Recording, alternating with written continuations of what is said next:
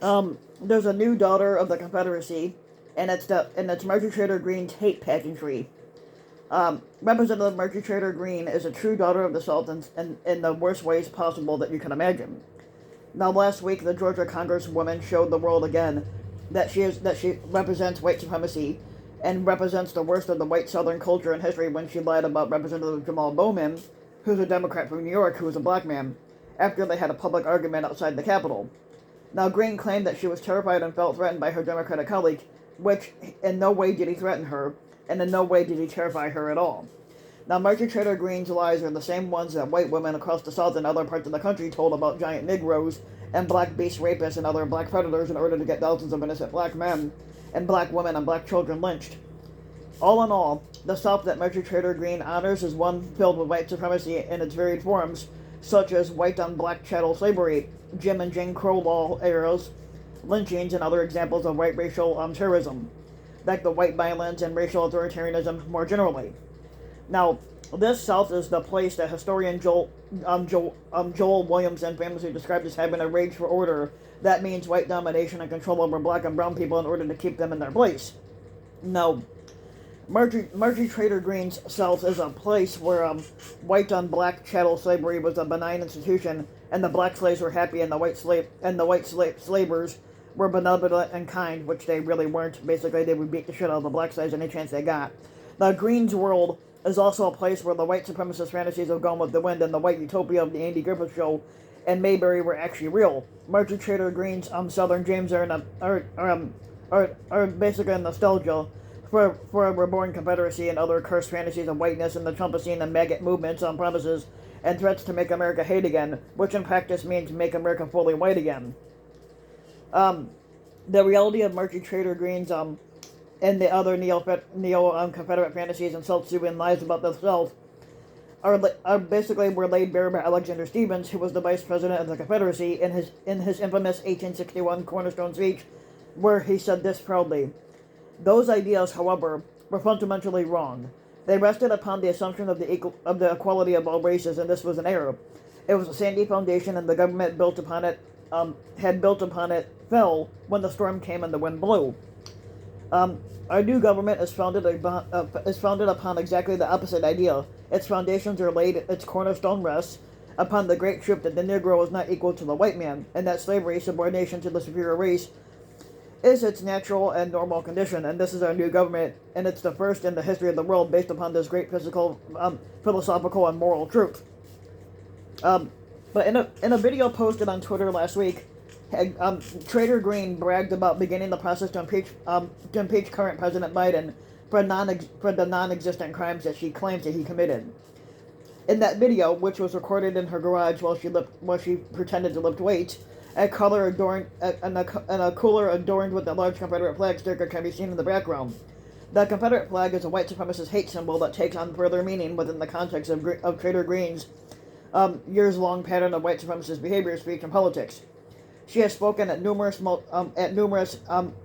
Ku Klux Klan gatherings and she claims to be a defender of the supposedly downtrodden white men. She has also spoken proudly about Confederate statues and other monuments, and she has shown herself to be an anti-Semite who spouts vile conspiracy theories about Jewish race races and QAnon and globalists. Now, Trader Green also believes in the white supremacist birther conspiracy theory and its lies that Barack Obama, America's first black president, was a fraud and usurper, which he's not. She supported Donald Trump's January 6th Klan attack by his terrorists on the Capitol, which was an attempt to end the country's multiracial democracy. Now, in many ways, Trader Green is a product of the racist culture and white supremacist environment of Forsyth County, Georgia.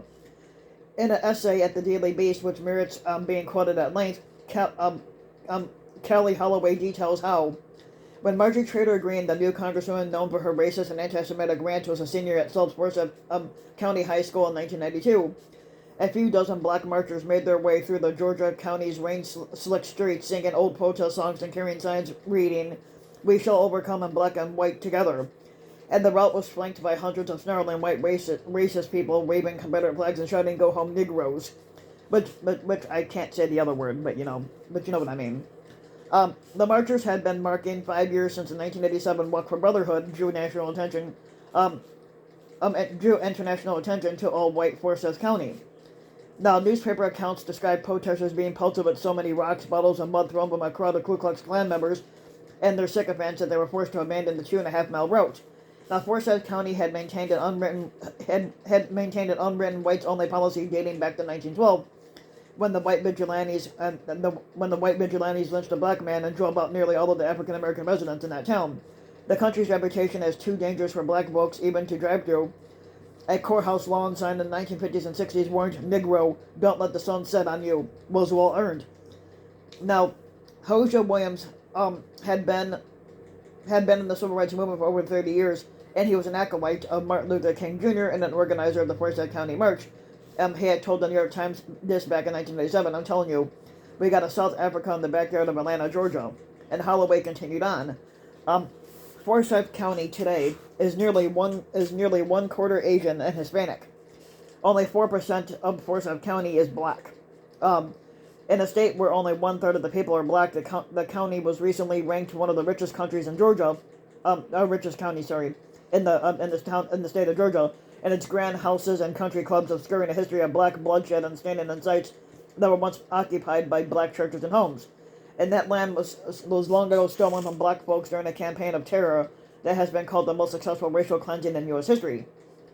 Now, the Confederate flag is often reflexively defended with claims of Southern pride and states' rights and that it represents heritage, not hate, but it represents exactly that, fucking hate. Such language are deflections and slogans that are intended to hide and rewrite the South's real and complex history of white on black slavery and racial violence and terror. Now, such claims are also attempts to whitewash history in order to absolve the white America of any agency and responsibility for how it created and continues to benefit from a system of institutional, systemic, and interpersonal racism and white privilege. Now, moreover, Southern pride, as commonly used, is language that is narrow, myopic, and a product of the white racial frame as it intentionally ignores and excludes being legitimately proud of the long black freedom struggle and civil rights movement. The democratic triumphs of Reconstruction, abolitionists, slave uprisings and rebellions, maroonage, and other forms of resistance that tore down the white supremacist order.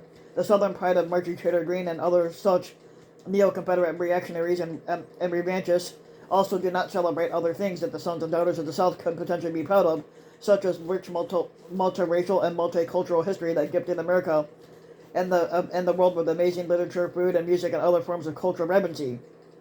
It's not a fucking coincidence that the Ku Klux Klan, neo-Nazis, and other hate groups in America, Europe, and other parts of the world claim the Confederate flag as their banner and symbol, and they know the true meaning and power behind this.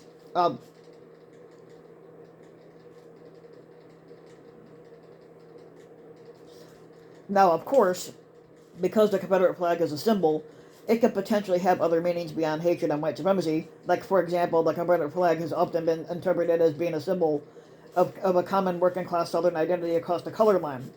Anti-racist and other progressive and left groups have also used the Confederate flag as a way of taking back Southern history from white supremacists and other defenders of the white-on-black domination and hierarchy and other traditional values. There's also a quotidian way that differs with the individuals and groups, and it relates to and makes sense of the Confederate flag and the idea of the South outside of any explicitly political intent.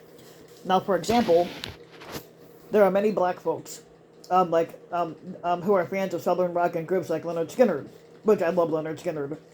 Now, in arenas across the South and other parts of the United States, white, black, and brown people have cheered on their favorite professional wrestlers who, yes, wore the Confederate flag, and in some cases even carried one of them to the ring.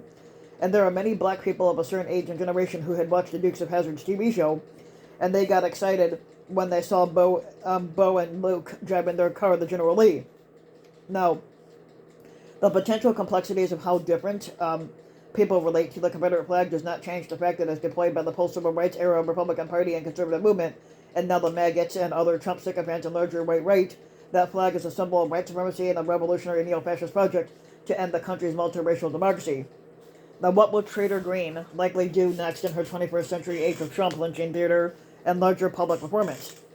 Now, of course, Greene will try to play victim by claiming that there's some she will come to be a victim of some type of woke boogeyman, an anti-white mob, and the left who want to hurt and replace patriotic white Americans like her, and she's not patriotic.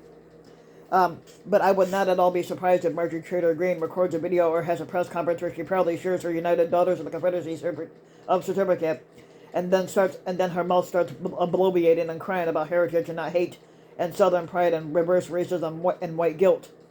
Now, in this day and age of democracy crisis, that Trump will see a resurgent white supremacy and neo-fascism and all of its violence and trouble, and a good and decent white person who happened to have such a certificate or other such objects would put it away in the back of their closet in a box or some other such place out of sight. Even better yet, as an act of protest, that United Daughters of the Confederacy certificate should be publicly burned. Now, perhaps a Confederate certificate or other such thing is a part of a person's family history, and that they discovered during a genealogy project, or they were hand-me-downs from a now dead relative. Now, those are facts of history that should be reflected upon for what they reveal about our country's complexities and our relationships to it, but not celebrated as something noble or good. Now, Marjorie Traitor Green will not reflect upon her love of the South and what it really means in the context of America's real history. Instead, she will use her Southern fantasies, dreams, fictions, and lies as a weapon in a project of obtaining more white power and ending America's multiracial pluralist democracy. The South shall indeed rise again, carrying a Confederate flag, wearing a red Trump maggot hat, and being lifted aloft by the Republican Party. History does indeed repeat itself, first as a tragedy and then next as a farce. Now,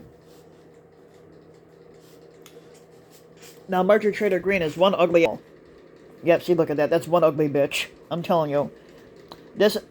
She's an example of why you should not inbreed with your relatives. But if you like the video, you can get the video, like, and subscribe to my channel, RBW King. You can also hit the notification bell so you'll be notified when the new video comes out. You can also go ahead and leave a comment, let me know what you think. And if you want to support my work even further, you can donate to my Patreon link, which you can find in the About section of YouTube. And for just a little, as a few bucks a video a month, your donation can help go a long way, and thanks for listening.